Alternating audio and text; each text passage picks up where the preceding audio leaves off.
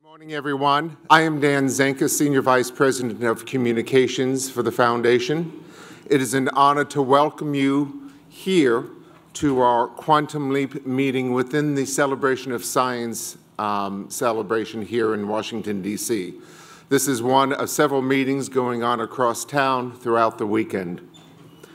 As you know, PCF is focused not only on science and discovery, but that we do it with a guarantee that it has a patient focus, that it is patient-centered. I'd like to, at this point, invite Winter Vinecki to come up to the stage and help me recognize some other very special people.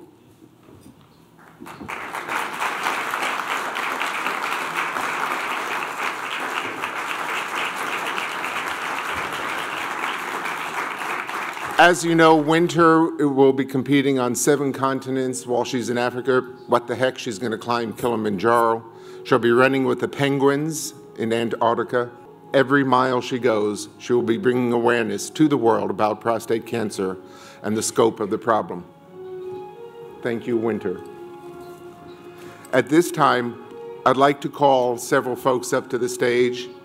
These are patients, survivors, who I've met in the course of my journey with cancer, through my blog, through their blogs, through a private Facebook page where men discuss issues freely and sometimes with very ribald humor as well, an important part of the process.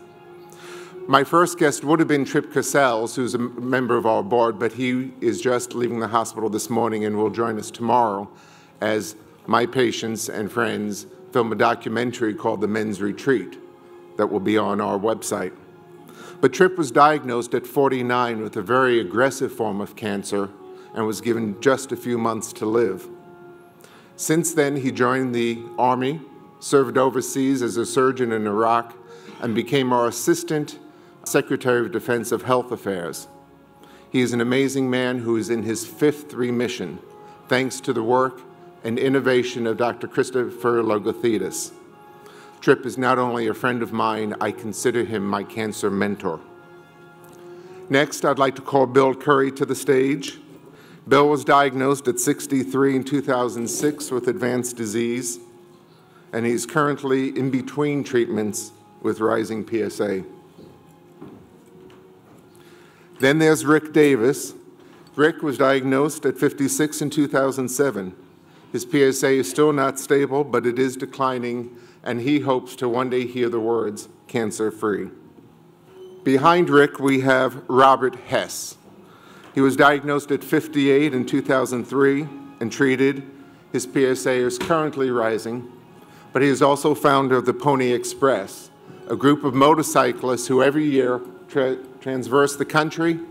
In the past couple of weeks, they've gone back and forth 4 times carrying the message of prostate cancer awareness, and they will arrive in full force in Washington, D.C. tomorrow afternoon. Next, I'd like to call Jim Higley up. He was diagnosed at 44 with advanced disease. He is currently 52 years old and in remission and is on a modified hormone therapy. He's also known as the bobblehead dad and frequently posts to the Huffington Post. Greg Hoffman, diagnosed at 62 in 2010. He has undergone radiation therapy, and he is now in androgen deprivation therapy. Rusty Keys, a firefighter from Oakland, California. He was diagnosed at 54 in 2008. He is currently considered cancer-free. His cancer was fully contained. But he's working with the Oakland Fire Department to try to understand why firefighters have a much higher incidence of prostate cancer.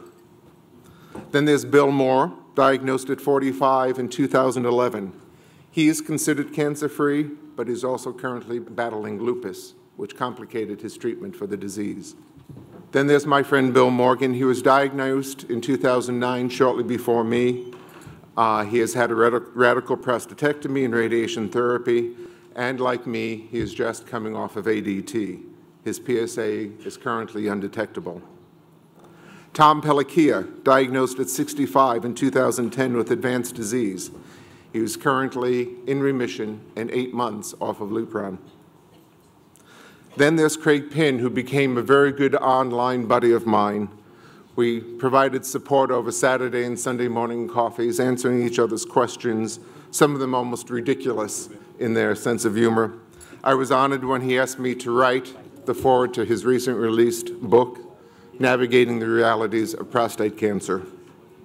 And finally, there's Mark Searchin, who is the first respondent to my blog and became a fast friend. And I thought I would see him for the first time today in person, but he works on Bay Street in Toronto and has to close a deal, so he's here with us in spirit.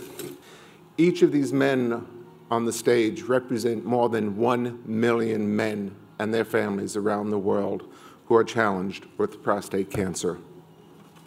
They are the reason we are here. They are our raison d'etre, if you will.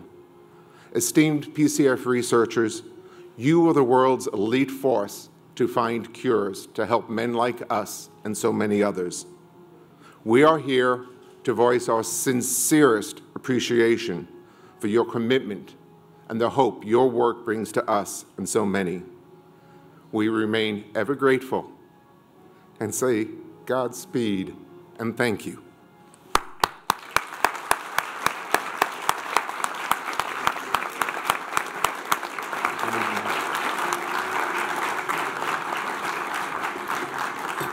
And now it's a pleasure to ask Jonathan Simons to take the stage. Thanks for being here. Thank you, Dan Zenka. Eleanor Roosevelt, at the height of the polio epidemic, was asked how, in working for the March of Dimes, she could visit so many children in iron lungs, visit with the grieving families of children that were lost during the polio summers. And Mrs. Roosevelt said, it's better to light a candle than curse the darkness. The candle image of light over darkness is a very powerful one. We're all back in Washington to celebrate science.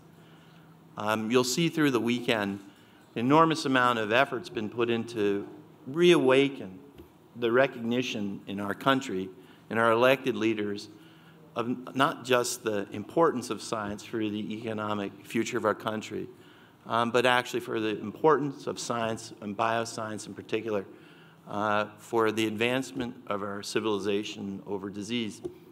What we just saw is the human face of the multiple forms of prostate cancer that we now are busily genotyping, phenotyping, studying the microenvironment of, et cetera.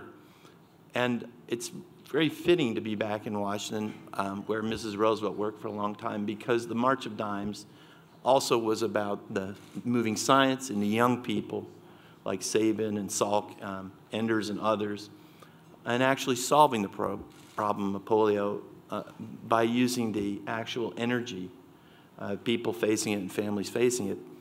So I want to call Howard Sewell up to the stage, and while I won't do that, our scientific program today ought to be expanding the minds of basically the young investigators who are assembled and their mentors, because we're really going to be generationally passing the torch by the end of the day.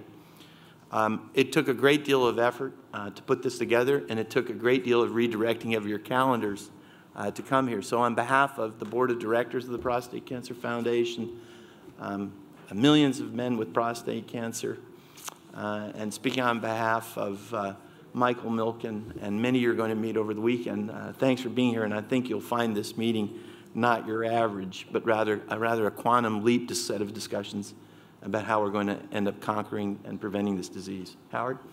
Today is a look back, but Jonathan, as you know, we don't spend a lot of our time looking back, we look forward.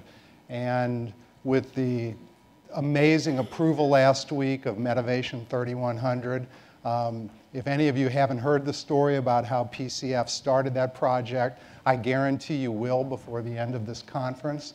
But we're really here today to look forward to the other treatments in development, not just in prostate cancer, but in melanoma, other diseases that might be very relevant for us, for the patients, not only those sitting in the back of the room, but all over the world that will need these treatments sooner, if not later.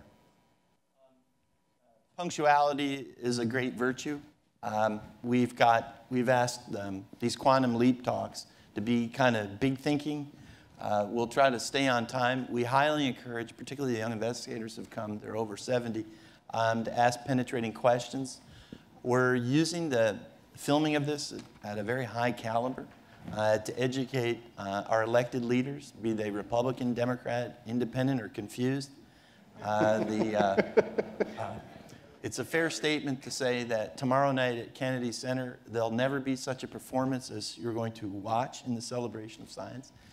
And we have basically the congressional leaders for the Republican Party, the Democratic Party, whose families have been affected by life-threatening illness, actually redirecting their time after 2 national conventions in the midst of a very vigorous presidential and congressional campaign to take a pause and reaffirm what's in the Wall Street Journal this morning. You all get Mike Milken's op-ed piece in the Wall Street Journal. You'll notice a heavy PCF editorial touch.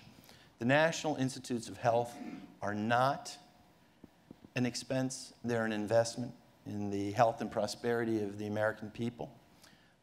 It's silly to cut an investment. It might be important to tighten your belt around an expense.